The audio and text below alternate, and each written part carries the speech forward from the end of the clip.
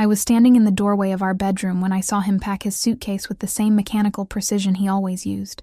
Black socks folded into squares, white shirts pressed and stacked, his leather toiletry bag zipped tight. Everything looked exactly as it should, but something in the air felt wrong. My name is Victoria Hayes. I am 36 years old, and for the last 8 years, I have been married to a man I thought I knew. Completely. We lived in a beautiful apartment overlooking Lake Michigan in Chicago. Our life looked perfect from the outside.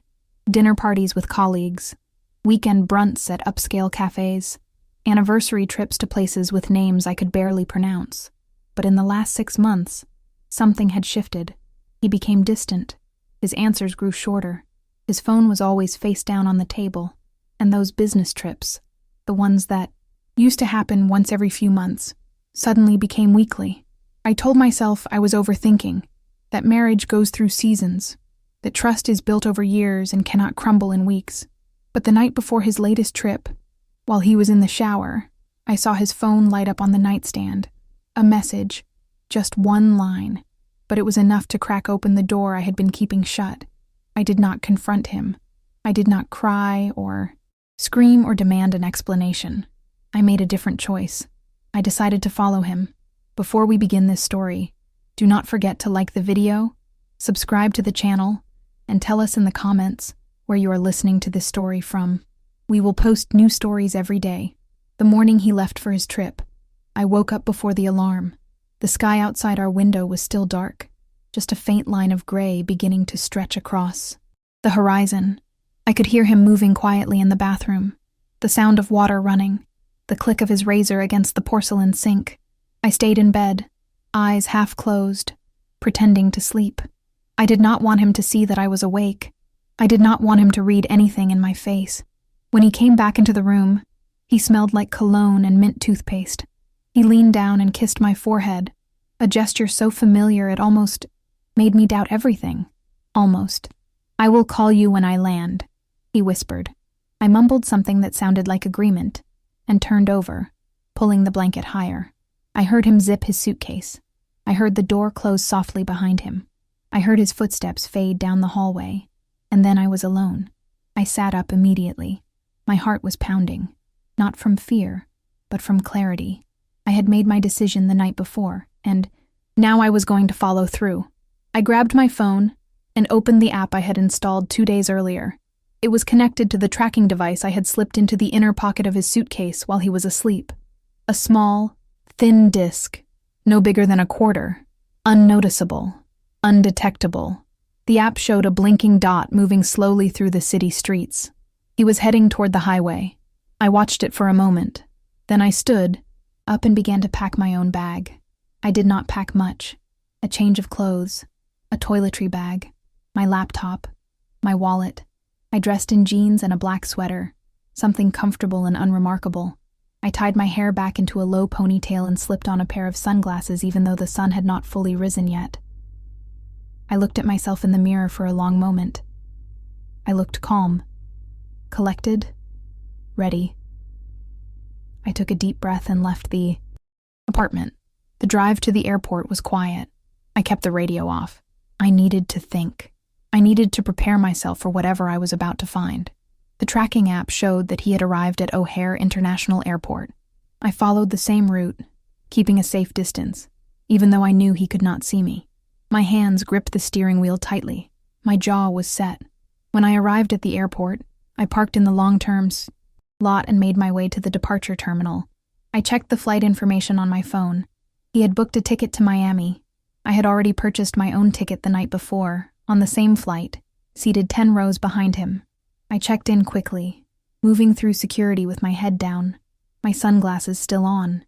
I did not want to be noticed. I did not want anyone to remember me. I found a seat near the gate, far enough away that he would not see me, but close enough that I could watch him. He was sitting near the window, scrolling through his phone. He looked relaxed, unbothered. He laughed at something on his screen, a soft chuckle that I could hear even from where I sat. It made my stomach turn. How could he look so at ease? How could he sit there, smiling, when he was lying to me? I looked away and focused on my breathing. I reminded myself why I was here. I reminded myself that I deserved the truth. The boarding call came, and I waited until he stood up and walked toward the gate. I let a few other passengers go ahead of me. Then I followed. I kept my distance. I kept my face neutral. When I stepped onto the plane, I did not look in his direction. I found my seat, buckled in, and closed my eyes. The flight was just under 3 hours. I did not sleep. I could not. My mind was racing with possibilities, with scenarios, with questions I did not yet have answers to. I thought about the message I had seen on his phone. I thought about the way he had been acting. I thought about all the times I had ignored the small signs because I wanted to believe in us. But belief is not the same as truth. When the plane landed in Miami, I waited until most of the passengers had exited before I stood up. I followed the crowd. Through the terminal, keeping him in my peripheral vision, he walked quickly, confidently, like a man who knew exactly where he was going. He did not check his phone. He did not look around. He just walked. I followed him outside to the taxi stand. He got into a cab, and I got into the one directly behind it. I leaned forward and spoke quietly to the driver. "Follow that cab," I said, "but keep some distance. I do not want him to notice." The driver glanced at me in the rearview mirror, raised an eyebrow, but did not ask questions. He nodded and pulled out into traffic. We drove for about 20 minutes, weaving through the busy streets of downtown Miami. The sun was high now, bright and unforgiving. Palm trees lined the roads. The air smelled like salt and exhaust. I watched the cab ahead of us, my pulse steady, my mind sharp. Finally, the cab pulled up in front of a hotel. It was upscale, sleek, modern, the kind of place that catered to business travelers and tourists with money to spend. I watched him get out, pay the driver, and walk into the lobby with his suitcase rolling behind him. I paid my driver and stepped out onto the sidewalk. I stood there for a moment, staring at the entrance. This was it. This was the moment I had been preparing for. I walked inside.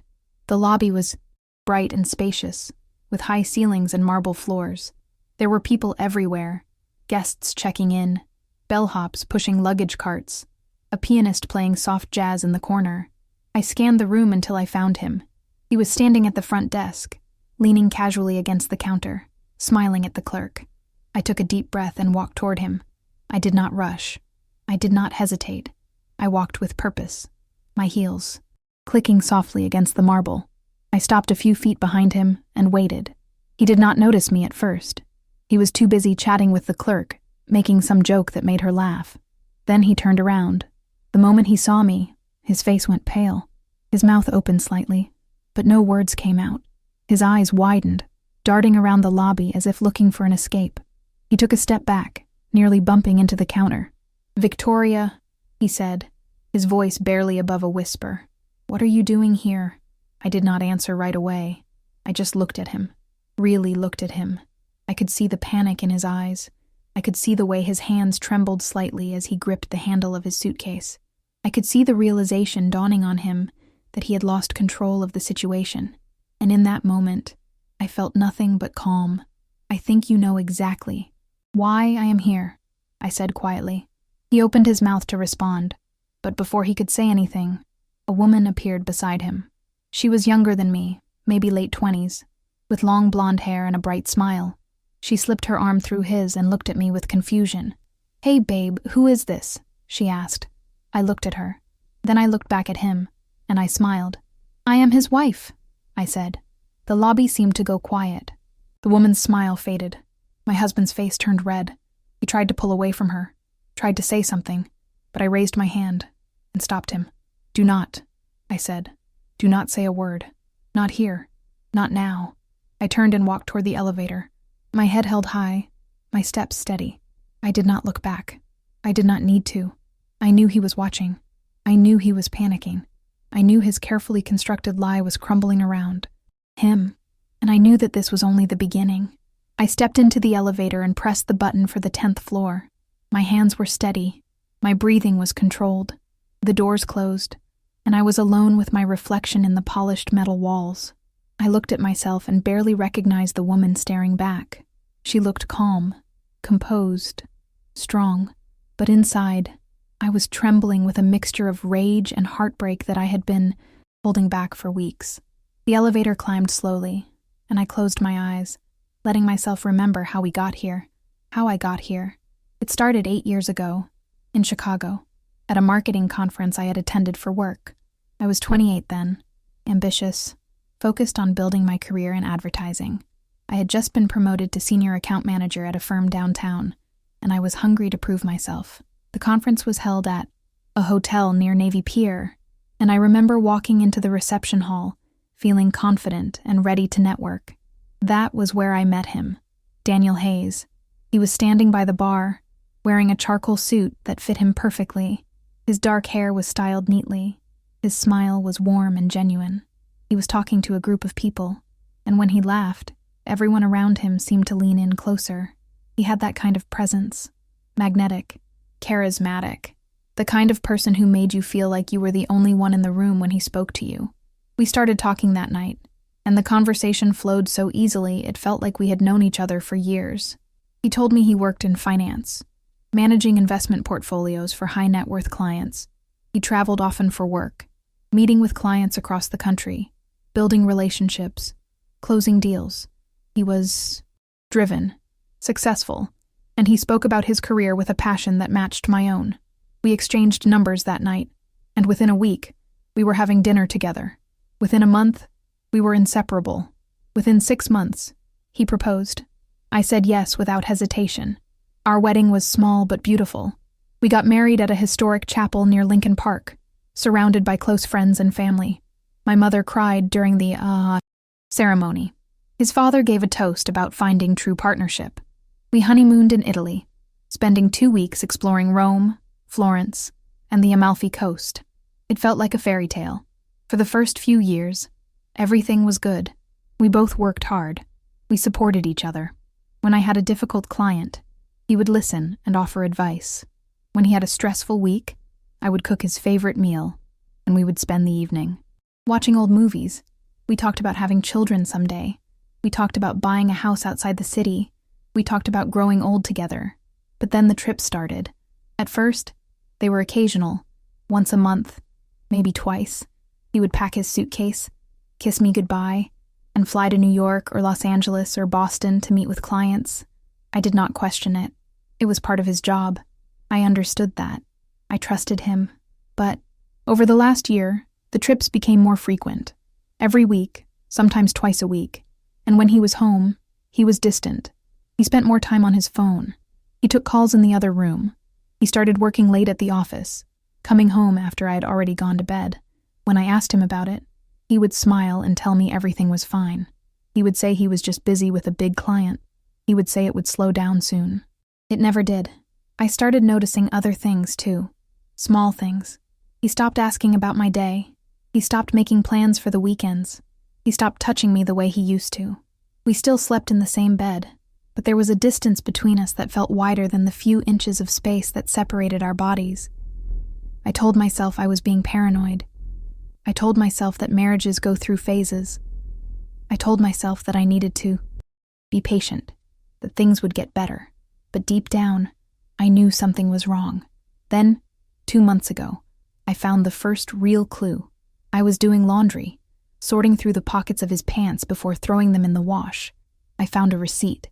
It was from a restaurant in Miami, a place I had never heard of. The date was from his last business trip. The receipt showed 2 entrees, 2 glasses of wine, and a dessert to share. I stared at it for a long time, trying to come up with an innocent explanation. Maybe he had dinner with a client. Maybe it was a business meeting. But then I saw the timestamp, 10:30 at night. Who has a business dinner that late? I put the receipt in my drawer and did not say anything, but I started paying closer attention. I noticed that he always seemed happier right before a trip. He would be in a good mood, whistling while he packed, humming in the shower. And when he came back, he would be irritable and short with me, like being home was an inconvenience. I started checking his credit card statements online. I saw charges for hotels, restaurants, rental cars, all in different cities, all during his trips. I told myself it was just work, but then I saw a charge for a jewelry store in Miami, $300. I never received any jewelry. That was when I knew for certain. I created a plan. I needed proof. I needed to see it with my own eyes. So I ordered the tracking device online and slipped it into his suitcase. I booked my own ticket. I prepared myself mentally for whatever I was about to discover. And now, here I was, standing in an elevator in a hotel in Miami, about to confront the man I had built my entire life around. The elevator doors opened, and I stepped out. Into the hallway. I walked slowly, reading the room numbers until I found mine. I had booked a room on the same floor as his. I unlocked the door and stepped inside. The room was clean and generic. A king-sized bed with white linens, a desk by the window, a view of the city skyline. I set my bag down and walked to the window, looking out at the buildings and the ocean in the distance. The sun was starting to set, painting the sky in shades of orange and pink. My phone buzzed. I looked down and saw a text from him. "Victoria, please, we need to talk. Where are you?" I did not respond. I turned my phone face down on the desk and sat on the edge of the bed. I needed a moment. I needed to process what I had just seen in the lobby, the look on his face, the woman beside him, the way his entire world had shifted in an instant. I sat there for a long time, staring at the wall, replaying the scene over and over in my mind. I thought about the way he had looked at her, the way she had called him babe, the way she had no idea who I was. How long had this been going on? Months, years. My phone buzzed again, and again, and again. I ignored it. After about an hour, there was a knock on my door. I stood up and walked over, looking through the peephole. It was him. He was standing in the hallway, looking frantic, his hair disheveled, his tie loosened. He knocked again, harder this time. "Victoria, please, open the door. Let me explain." I stood there, my hand on the doorknob, debating whether to let him in. Part of me wanted to hear what he had to say. Part of me wanted to scream at him, to make him feel even a fraction of the pain I was feeling. But another part of me, the stronger part, knew that opening that door would give him exactly what he wanted. Control, the chance to manipulate the situation, the chance to lie his way out of it. So I did not open the door. "Go away, Daniel," I said through the door, my voice calm and clear. "Victoria, please. This is not what it looks like. I can explain everything. Just let me in." I said, "Go away." There was silence for a moment. Then I heard him sigh, a heavy, frustrated sound. I heard his footsteps retreat down the hallway. I heard the elevator ding, and then there was silence. I walked back to the bed and sat down. I felt exhausted, but I also felt something else. Relief. I had done it. I had confronted him, in my own way, and I had not broken down. I had not given him the satisfaction of seeing me cry or beg or fall apart. I picked up my phone and scrolled through the messages he had sent. There were over 20 of them, each one more desperate than the last. "Please talk to me. I know you are angry, but you do not understand. She means nothing to me. You are my wife. You are the one I love. This was a mistake, a terrible mistake." I read them all, and then I deleted every single one. I opened my laptop and began searching for information. I needed to know more. I needed to know who she was, how long they had been together, what else he had been hiding from me. I logged into his email account. I had his password. He had given it to me years ago, back when we trusted each other completely. I scrolled through his inbox, looking for anything suspicious. And then I found it, an entire folder labeled Travel. Inside were dozens of emails. Emails from her, emails to her, flight confirmations, hotel reservations, photos. I opened one of the emails. It was from 3 months ago. "I cannot wait to see you next week. Miami is our place. I love you." I felt my chest tighten. I scrolled down and found his response. "I love you too. I will handle things at home. Do not worry." I closed the laptop and stood up. I walked to the bathroom and splashed cold water on my face. I looked at myself in the mirror. My eyes were red, but I had not cried yet. I refused to cry. Not for him. Not for this. I dried my face and walked back into the room. I needed air. I needed to think. I grabbed my room key and left, taking the elevator down to the lobby. When I stepped out, I saw him immediately. He was sitting in one of the lounge chairs near the bar, his head in his hands. He looked up when he heard the elevator doors open, and our eyes met across the room. He stood up quickly and started walking toward me, but I held up my hand stopping him in his tracks. A pause in the story to ask you, are you enjoying this story so far? Do not forget to like the video and subscribe to the channel. We will post new stories every day. Thank you. Let us continue. I walked past him without saying a word and headed toward the exit. I needed to get outside. I needed fresh air. I pushed through the glass doors and stepped out onto the sidewalk. The evening air was warm and humid, and I could hear the sound of traffic and distant music coming from somewhere down the street. I started walking, with no destination in mind. I just needed to move. I needed to clear my head. I walked for blocks, past restaurants and shops and groups of tourists laughing and taking photos. I walked until I reached the waterfront, where the ocean stretched out endlessly in front of me. I stood there, watching the waves roll in and out, feeling the breeze on my face. And for the first time since I had discovered the truth, I let myself feel the weight of it all. The betrayal, the lies, the loss of the life I thought I had. But I also felt something else, something I had not expected. Strength. I realized that I had been afraid for so long, afraid of the truth, afraid of what it would mean, afraid of what would happen if my marriage fell apart. But now that I was standing in the middle of it, now that I had seen his lies with my own eyes, I was not afraid anymore. I was angry, but I was also free. I turned around and started walking back to the hotel. I knew what I needed to do.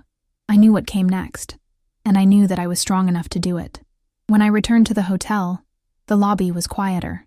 The pianist had left, and only a few guests lingered near the bar, their voices low and relaxed.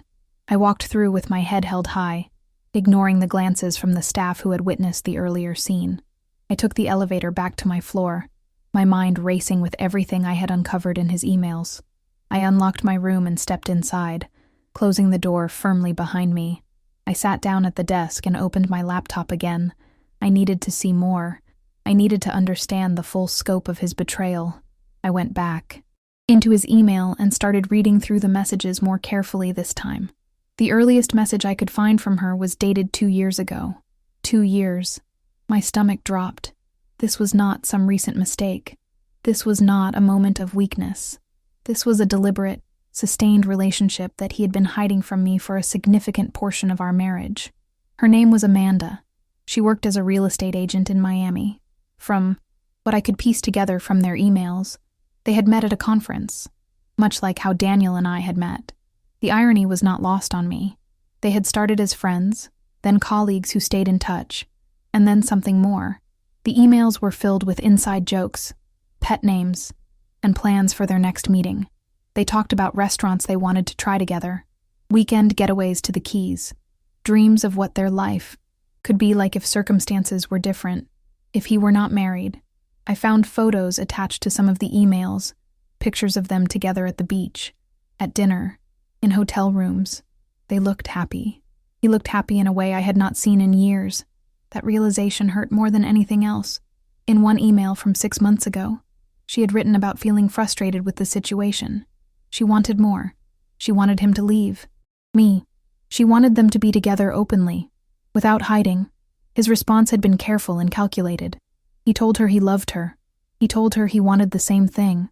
But he said the timing was not right. He had to handle things carefully. He had financial considerations. He did not want to lose everything in a separation. He promised her it would happen eventually. He just needed more time. I sat back in my chair, feeling numb.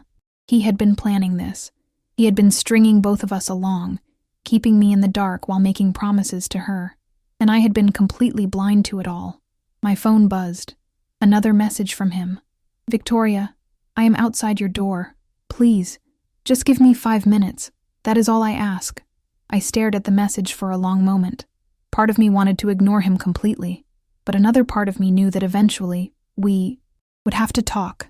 Eventually, I would have to face him directly, and maybe it was better to do it now, on my terms, when I was still calm and in control. I stood up, walked to the door, and opened it. He was standing there, leaning against the wall, looking exhausted. His eyes were red and his face was pale. When he saw me, relief washed over his features. "Thank you," he said quietly. "Thank you for opening the door." I did not invite him in. I stood in the doorway, blocking his entrance. My arms crossed over my chest. "You have 5 minutes," I said. "Start talking." He ran his hand through his hair, a nervous gesture I had seen 1,000 times before. He took a deep breath and began. "Victoria, I know what you saw downstairs. I know what you must be thinking, but I need you to understand that this is not what you think it is. Then what is?" "Idia, Daniel," I asked, my voice steady. "What exactly should I be thinking?" He looked down at his feet, unable to meet my eyes. "Amanda is someone I work with. We have been collaborating on some real estate investments. She helps me find properties for clients. That is all." I almost laughed at the absurdity of the lie. He was still trying to manipulate me, even now, even after I had caught him red-handed. "Do you really think I am that stupid?" I asked. "Do you really think I followed you all the way to Miami without doing my homework?" His face went pale. "What do you mean?" "I have been reading your emails, Daniel. All of them. I know about Amanda. I know this has been going on for 2 years.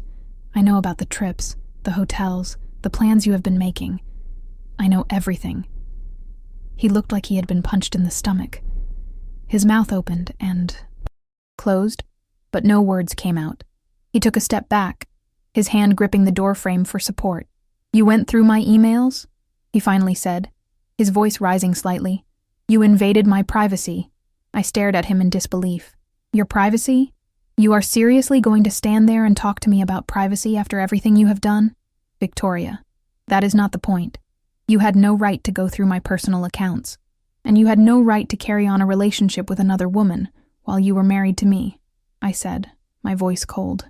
"But here we are." He opened his mouth to argue, but I held up my hand. "Your 5 minutes are up," I said. "Leave. Victoria, please. We need to talk about this. We need to figure out what happens next. What happens next is that I decide what I want to do. Not you, not her, me. And right now, I want you to leave." He stood there for a moment longer, looking at me with something that resembled desperation. But I did not flinch. I did not soften. I just stared back at him, waiting. Finally, he nodded slowly and turned away. I watched him walk down the hallway, his shoulders slumped, his steps heavy. When he disappeared around the corner, I closed the door and locked it. I leaned against the door and took a deep breath. My hands were shaking now, the adrenaline finally catching up with me. I walked to the bed and sat down, letting the silence of the room settle around me. I did not cry. I still refused to cry for him. Instead, I thought about what I needed to do next. I thought about my options, my future, my life beyond this moment. The next morning, I woke up early. I had barely slept, my mind too active, too focused on everything that had happened. I showered, dressed, and packed my things. I was not going to stay in Miami any longer than necessary. I had come here for answers, and I had gotten them. Now it was time to go home and figure out my next steps. Before I left the room, I called my best friend, Jennifer. She picked up on the second ring. "Victoria, what is going on? Are you okay?" I told her everything. The tracking device, the flight to Miami, the confrontation in the lobby, the emails, all of it. She listened without interrupting, and when I finished, there was a long pause. "Oh my God, Victoria, I am so sorry. What do you need? Do you want me to come down there?" "No," I said. "I am coming home, but I need you to do something for me. I need you to recommend a good attorney, someone who specializes in separations, someone who will fight for me. I know exactly who to call," she said immediately. "Her name is Margaret Chen. She is tough, smart, and she does not take any nonsense from anyone. I will text you her information right now." "Thank you, Jen. I really appreciate it. Victoria, you are one of the strongest people I know. You are going to get through this, and you are going to come out the other side better than ever. I promise." Her words gave me strength. I thanked her again and hung up. Within minutes, I received a text with Margaret Chen's contact information. I saved it to my phone and made a mental note to call her as soon as I got back to Chicago. I checked out of the hotel and took a taxi to the airport. As I sat in the back seat, watching the city pass by, I felt a strange sense of clarity. The pain was still there, raw and sharp, but it was no longer overwhelming. I had taken control. I had faced the truth, And now I was moving forward. At the airport, I went through security and found a quiet corner near my gate. I pulled out my phone and opened my banking app. I looked at our joint accounts, the savings we had built together over the years. I took screenshots of everything. I needed documentation. I needed proof of what we had accumulated during our marriage. Then I opened my email and started drafting a message to Margaret Chen. I introduced myself, explained the situation briefly, and asked if she would be willing to meet with me as soon as possible. I hit send and leaned back in my chair, feeling a small sense of accomplishment. While I waited for my flight to board, I thought about what my life would look like moving forward. I thought about the apartment we shared, the friends we had in common, the life we had built together. So much of my identity had been tied to being Daniel's wife. But now, I had to redefine who I was on my own terms. I thought about my career. I had been so focused on supporting Daniel's ambitions that I had let my own take a back seat. I had turned down promotions because they would have required more travel, and I did not want to be away from home as much as he was. I had made sacrifices. I had compromised. And for what? But I was still young. I was still talented. I still had so much potential. I could rebuild. I could start over. I could create a life that was entirely my own. My phone buzzed. It was an email from Margaret Chen. Dear Victoria, thank you for reaching out. I am sorry to hear about your situation. I have availability tomorrow afternoon if you would like to meet. Please let me know what time works best for you. Best regards, Margaret. I responded immediately, confirming the meeting for 2 p.m. I felt a surge of relief. Things were moving forward. I was taking action. I was not sitting around waiting for Daniel to control the narrative. When my flight was called, I boarded the plane and found my seat by the window. As the plane took off, I looked down at the city of Miami growing smaller beneath me. I thought about Daniel and Amanda, still down there, probably scrambling to figure out what to do now that their secret was out. Let them scramble. Let them panic. I was done protecting them. I was done protecting his reputation. I was done making excuses for his behavior. The flight back to Chicago felt shorter than the flight down. When we landed, I took a taxi straight home. I unlocked the door to our apartment and stepped inside. Everything looked exactly as I had left it. The same furniture, the same photographs on the walls, the same life that no longer existed. I walked through each room slowly, looking at everything with new eyes. I thought about what I would take with me when I eventually moved out. I thought about what I would leave behind. I thought about how strange it was that a place could feel so familiar and so foreign at the same time. I went into our bedroom and opened the closet. I pulled out a suitcase and started packing some of Daniel's things, his clothes, his shoes, his toiletries. I was not going to live in this space with his belongings scattered around like nothing had changed. He could come get them when he got back, but they were not staying here. As I packed, my phone rang. It was him. I ignored the call. He called again. I ignored it again. Then a text came through. I am flying back tonight. We need to talk face to face. Please do not make any decisions until we have had a chance to sit down together. I read the message and felt nothing but contempt. He still thought he could control this. He still thought he could talk his way out of it, convince me to forgive him, manipulate me into giving him another chance. But he was wrong. I finished packing his things and left the suitcase by the front door. Then I went to the kitchen and poured myself a glass of water. I sat at the table and looked out the window at the city skyline, the lights beginning to twinkle as evening approached. Tomorrow, I would meet with Margaret. Tomorrow, I would start the legal process. Tomorrow, I would begin the next chapter of my life. But tonight, I allowed myself to sit in the quiet. I allowed myself to feel the weight of everything that had happened. And I allowed myself to acknowledge that even though my marriage was ending, I was not. I was just beginning. I woke up the next morning to the sound of my phone vibrating on the nightstand. The sun was barely up, casting a pale gray light through the bedroom curtains. I reached for my phone and saw 3 missed calls from Daniel and a series of text messages. I did not open them. I simply turned my phone face down and got out of bed. I went through my morning routine mechanically. Shower, coffee, getting dressed. I chose a navy blue suit, something professional and commanding. Today was my meeting with Margaret Chen, and I wanted to walk into that office looking like someone who was in control of her life, even if I did not entirely feel that way yet. As I stood in front of the mirror applying minimal makeup, I heard a key turning in the front door. My heart jumped. Daniel was home. I took a deep breath and walked out of the bedroom. He was standing in the entryway, his suitcase beside him, staring at the packed bag I had left by the door. He looked up when he heard me approach. His eyes were tired, his face drawn. He looked like he had not slept at all. "Victoria," he said quietly, "we need to talk." "I have nothing to say to you right now," I replied, walking past him toward the kitchen. He followed me. "Please, just listen. I know I messed up.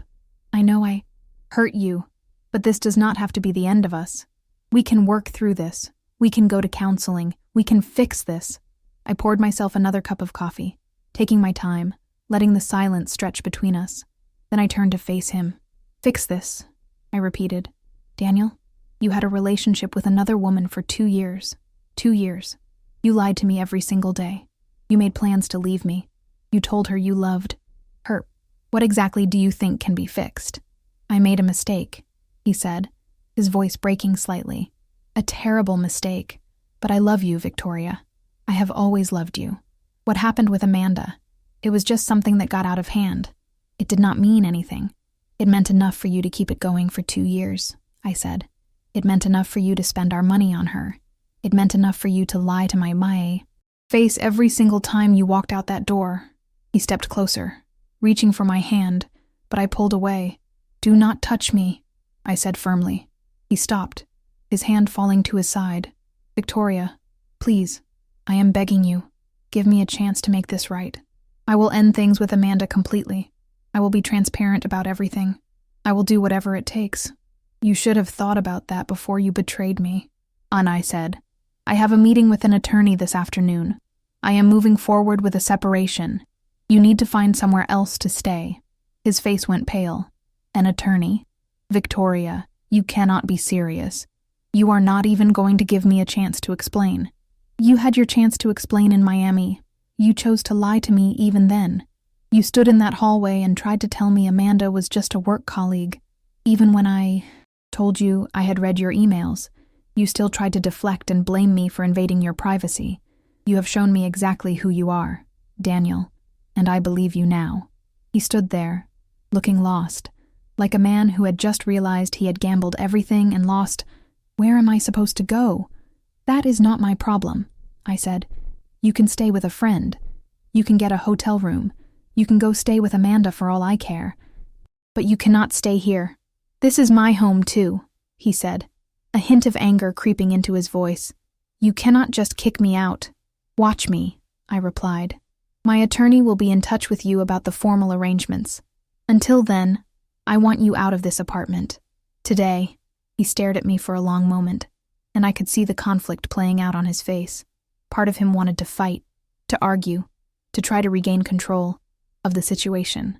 But another part of him, the part that knew he had no ground to stand on, was slowly accepting defeat. "Fine," he said finally, his voice flat. "I will pack some things and go." He walked past me toward the bedroom. I stayed in the kitchen, listening to the sounds of drawers opening and closing, hangers scraping against the closet rod. After about 20 minutes, he emerged with a duffel bag and the suitcase I had, already packed for him. He stopped in the doorway and looked at me one last time. "I really am sorry, Victoria. I never meant for any of this to happen. But it did happen," I said. "And now we both have to live with the consequences." He nodded slowly and walked out the door. I heard it close behind him, and then there was silence. I stood in the kitchen for a long time, staring at the empty space where he had been standing. I felt a strange mixture of relief and sadness. Relief that he was gone, that I did not have to look at his face anymore, that I did not have to pretend everything was fine, but also sadness for the life I had thought we were building together, the future I had imagined that would never come to pass. But I did not let myself dwell on it. I had things to do. I had a meeting to prepare for. I had a life to rebuild. At 1:30 I left the apartment and took a taxi to Margaret Chen's office. It was located in a sleek building downtown, with glass walls and modern furniture. I took the elevator to the 15th floor and walked into the reception area. The receptionist greeted me with a warm smile. "You must be Victoria Hayes. Margaret is expecting you. Please have a seat, and she will be with you in just a moment." I sat down on one of the leather couches and looked around. The office was impressive, filled with law books and framed degrees. It gave me confidence that I was in the right place. A few minutes later, a woman emerged from one of the inner offices. She was in her 50s, with short gray hair and sharp, intelligent eyes. She wore a tailored black suit and carried herself with an air of quiet authority. "Victoria?" she said, extending her hand. "I am Margaret Chen. It is nice to meet you." I stood and shook her hand. Her grip was firm and reassuring. "Thank you for seeing me on such short notice. Of course, come on back to my office and we can talk." I followed her down a hallway and into a spacious office with a view of the city. She gestured for me to sit in one of the chairs across from her desk, and then she sat down and pulled out a yellow legal pad. "So," she said, looking at me directly, "tell me everything." I took a deep breath and began. I told her about the tracking device, the trip to Miami, the confrontation in the hotel lobby. I told her about the emails, the 2-year relationship, the lies and the betrayal. I told her about this morning, about kicking Daniel out of the apartment. I laid it all out, holding nothing back. Margaret listened carefully, taking notes occasionally but mostly just giving me her full attention. When I finished, she set down her pen and looked at me with something that resembled respect. "First of all," she said, "I want to commend you for how you have handled this. Many people in your situation would have fallen apart, but you have kept your composure. You have gathered evidence, and you have taken decisive action. That is going to serve you very well in the process ahead." "Thank you," I said quietly. "Now, let me explain how this works. Illinois is a no-fault state, which means we do not need to prove wrongdoing in order to obtain a separation or dissolution. However, the evidence you have gathered about his infidelity and financial decisions will be very useful when it comes to negotiating the division of assets and potentially spousal support." She went on to explain the legal process, the timelines, the documents we would need to file. She asked me detailed questions about our finances, our property, our debts. She asked if we had a prenuptial agreement. We did not. She asked if we had any children. We did not. "That would make things simpler," she explained. "What are your goals here?" she asked. "What do you want to walk away with?" I thought about it for a moment. "I want what is fair. I want half of everything we built together during the marriage. I want to keep the apartment if possible. And I want to be able to move on with my life without being financially tied to him." "Those are all reasonable goals," Margaret said. "And given the circumstances, I believe we can achieve them. I will need you to gather some documents for me. Bank statements, tax returns, investment account statements, anything that shows the full picture of your marital assets." "I can do that," I said. "Good. I will draft a petition for dissolution and have it filed within the next few days. Daniel will be served with the papers, and then he will have an opportunity to respond. From there, we will move into negotiations. If he is reasonable, we can settle things relatively quickly. If he wants to fight, we will fight. But either way, you are going to be just fine." Her confidence was contagious. I felt a weight lift off my shoulders. I was not doing this alone. I had someone in my corner who knew what she was doing, who was willing to fight for me. "Thank you, Margaret," I said. "I really appreciate your help. That is what I am here for," she said with a small smile. "You are going to get through this, Victoria. And when it is all over, you are going to look back and realize this was the best decision you ever made." I left her office feeling lighter than I had in weeks. I had taken the first real step toward ending my marriage and reclaiming my life. It was scary, but it was also empowering. Over the next few days, I threw myself into the process. I gathered all the financial documents Margaret had requested. I organized them into neat folders, labeling everything carefully.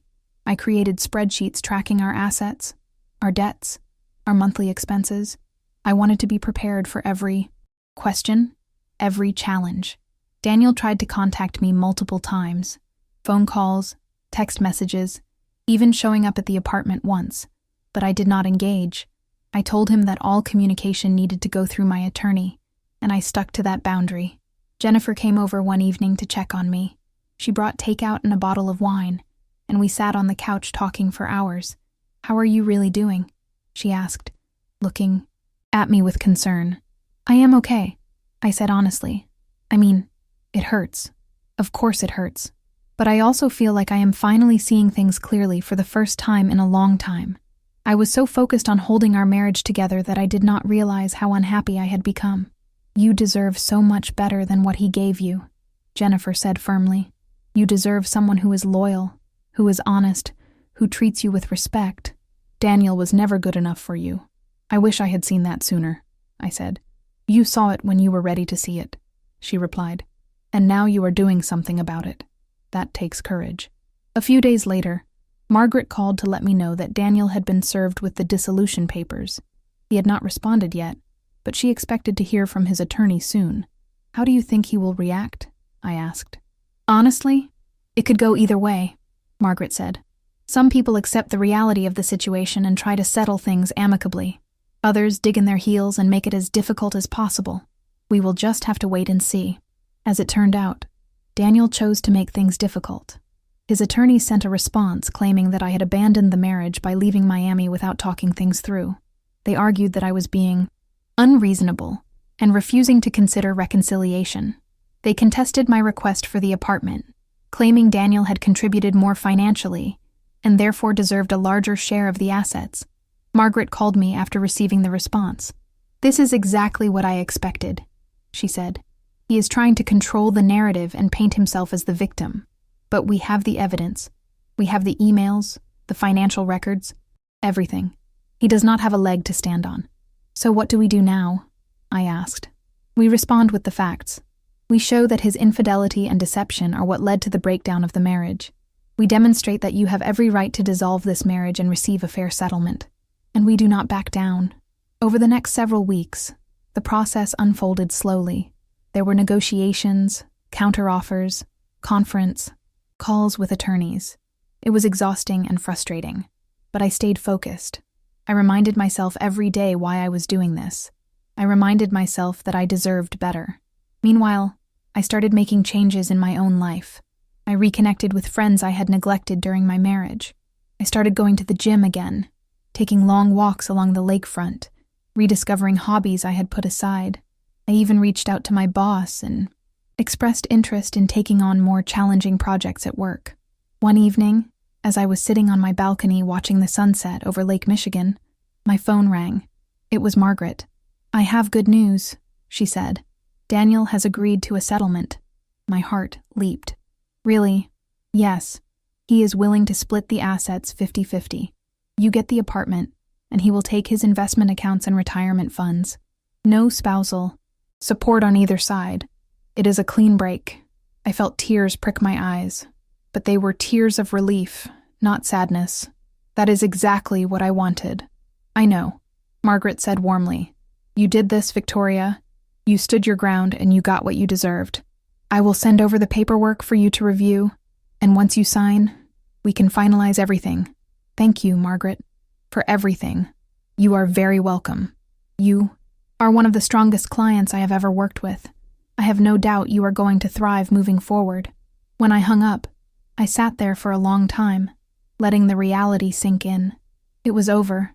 My marriage was ending, but I was not ending with it. I was beginning something new, something that belonged entirely to me. I picked up my phone and sent a text to Jennifer. "It is done. He agreed to the settlement. I am keeping the apartment." Her response came immediately. "I am so proud of you. You deserve to celebrate. Dinner tomorrow night?" "Absolutely," I replied. I set my phone down and looked out at the city. The lights were starting to come on, creating a beautiful tapestry against the darkening sky. I felt a sense of peace I had not felt in a very long time. I had walked through the fire, and I had come out the other side, not unscathed, but stronger, not unchanged, but better. I had learned that I could trust my instincts, that I could stand up for myself, that I could survive even when everything fell apart, and most importantly, I had learned that my worth was not tied to my marriage or to anyone else. It was inherent.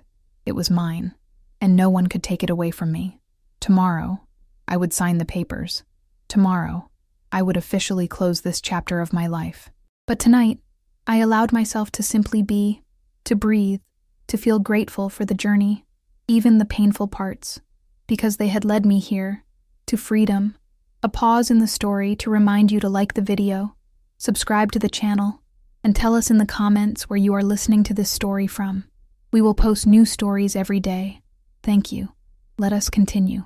6 months had passed since I signed the final dissolution papers. 6 months since I officially became single again. 6 months since I closed the door on a life that no longer served me and opened a window to possibilities I had not allowed myself to imagine before. The apartment felt different now. It was still the same space, with the same view of Lake Michigan, but I had made it mine. I repainted the walls in softer tones. I bought new furniture that reflected my taste, not our combined compromise. I hung artwork that spoke to me. I filled the shelves with books I wanted to read, not books that looked impressive. Every corner of this place now reflected who I was becoming, not who I had been. My mornings had changed too. I woke up earlier now, not because I had to, but because I wanted to. I started each day with coffee on the balcony, watching the sunrise paint the sky in shades of pink and gold. I found peace in those quiet moments, a kind of contentment I had forgotten existed. Work had become a source of genuine fulfillment again. After the dissolution process began, I had thrown myself into my career with renewed energy. I took on the challenging projects I had previously declined. I pitched ideas I had kept to myself.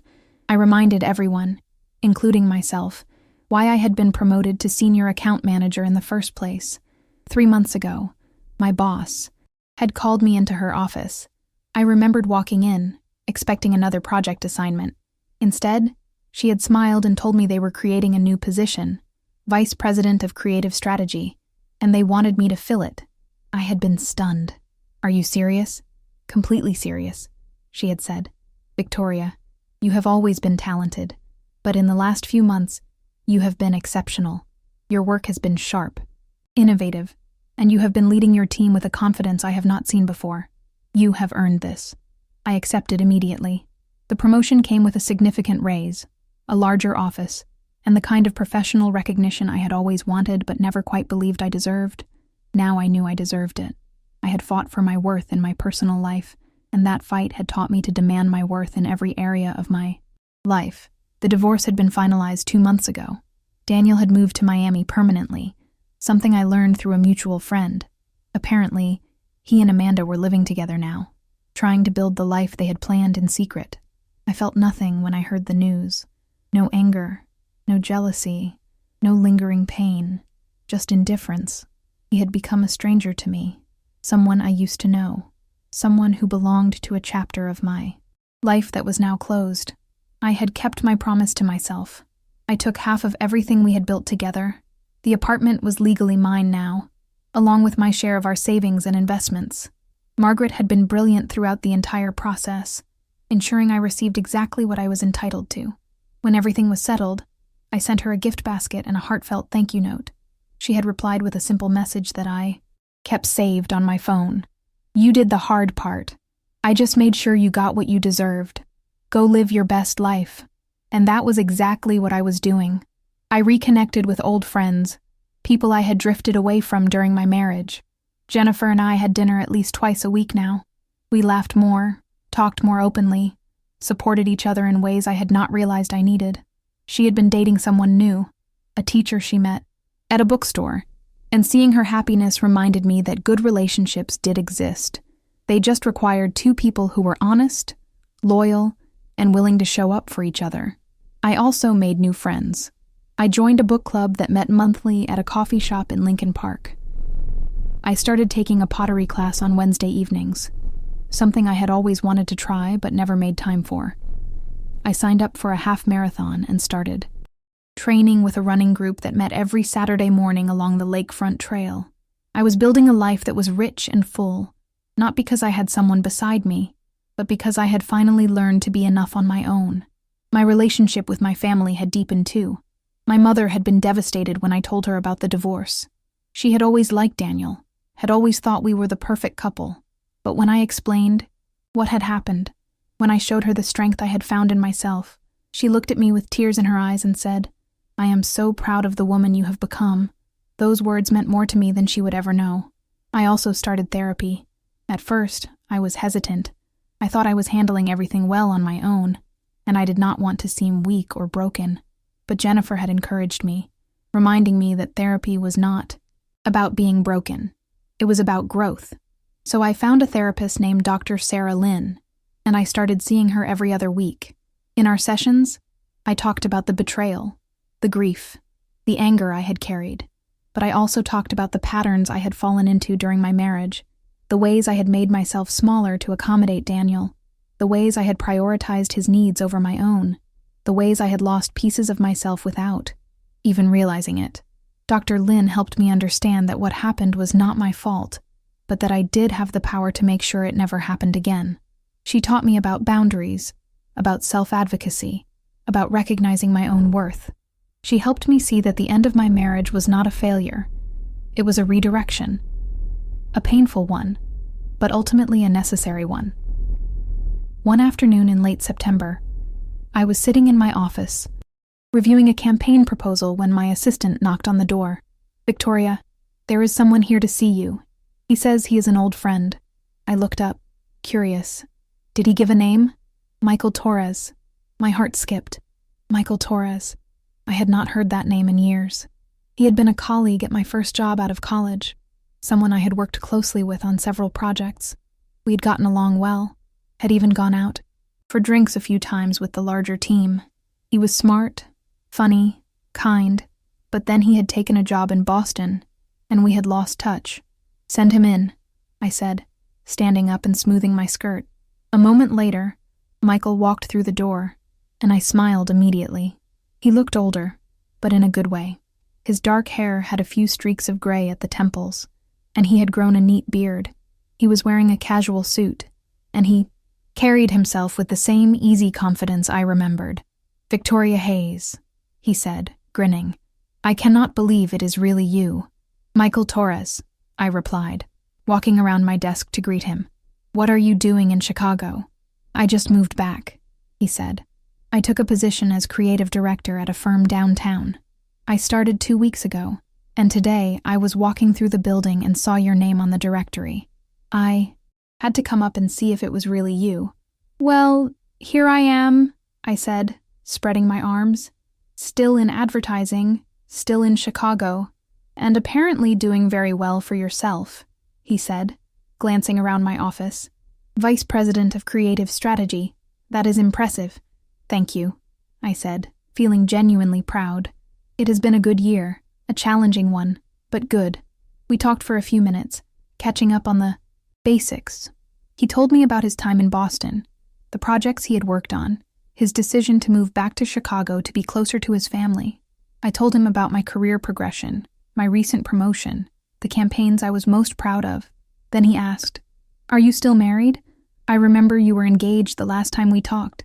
I hesitated for just a moment, then answered honestly, "No, we separated earlier this year. It is finalized now." "I am sorry to hear that," he said, and his tone was sincere, not pitying. "Thank you, but honestly, it was the right decision. I am in a much better place now." He nodded, seeming to understand. Then he smiled. "Well, in that case, would you like to grab dinner sometime? Just to catch up properly. No pressure. Just two old friends reconnecting." I felt a flutter of something I had not felt in a long time. Not nervousness, exactly. More like possibility. I looked at Michael, at his kind eyes and genuine smile, and I realized I wanted to say yes. Not because I was looking for a relationship, but because I was open to connection. I was open to seeing where things might lead. "I would like that," I said. "Great," he said, pulling out his phone. "How about this Friday? There is a new Italian place in River North that is supposed to be amazing." "Friday works for me." We exchanged numbers, and after a few more minutes of conversation, he left. I sat back down at my desk, feeling lighter somehow. I was not looking for someone to complete me or fix me or save me. I did not need any of that, but I was open to the possibility of someone adding to the life I had already built, someone who saw me, respected me, and met me as an equal. Friday came, and I met Michael at the restaurant. It was cozy and intimate, with soft lighting and the smell of fresh bread filling the air. We talked for hours. We laughed about old memories from our early days in advertising. We shared stories about our career paths, our failures and successes. We talked about our families, our interests, our dreams for the future.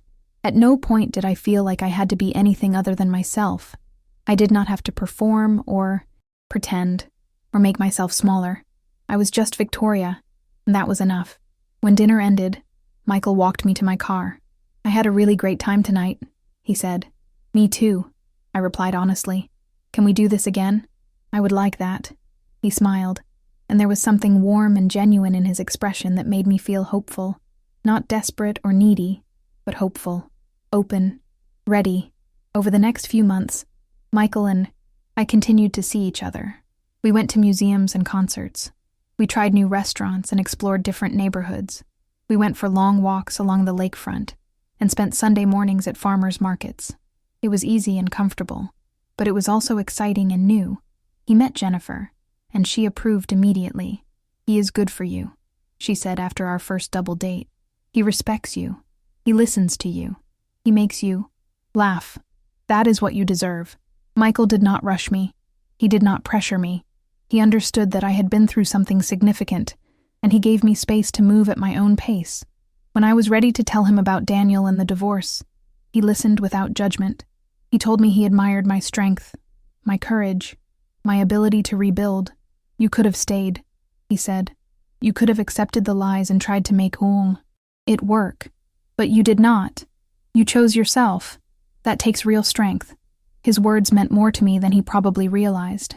As the 1-year anniversary of my trip to Miami approached, I found myself reflecting on everything that had happened. A year ago, I had been standing in that hotel lobby, confronting a husband who had betrayed me, feeling both devastated and empowered. I had not known what my future would look like, but I had known I deserved better than what I had been given. Now, a year later, I was standing in a completely different place. I had a career I was proud of. I had friendships that nourished me. I had a home that reflected who I truly was. And I had opened my heart to the possibility of love again, this time with someone who treated me with the respect and honesty I deserved. I was not the same woman I had been a year ago. That woman had been afraid of the truth, afraid of being alone, afraid of starting over. But through the pain and the struggle, I had discovered something essential. I was stronger than I ever imagined. I was capable of more than I ever believed. And I was worthy of a life filled with joy, authenticity, and love. One evening, as I sat on my balcony watching another sunset, Michael beside me now, I felt a profound sense of gratitude, not for what I had lost, but for what I had gained. I had gained myself, my voice, my power, my future. "What are you thinking about?" Michael asked, reaching for my hand. "Just how far I have come," I said. "How different my life is now compared to a year ago. Different in a good way? Different in the best way," I said, squeezing his hand. He smiled and leaned over to kiss my temple. "I am glad I found you again." "Me too," I said, softly, as the sun dipped below the horizon, painting the sky in brilliant shades of orange and purple. I realized that this was what victory looked like. Not revenge, not bitterness, not proving anything to anyone else. Victory was peace. Victory was joy. Victory was living authentically and unapologetically. I had followed my husband to his business trip and walked into a situation he could not control. But more importantly, I had walked away from a situation that was controlling me. I had reclaimed my dignity, my strength, and my life. And now, I was exactly where I was meant to be. Free, happy, whole. This was my story. This was my triumph. And this was only the beginning.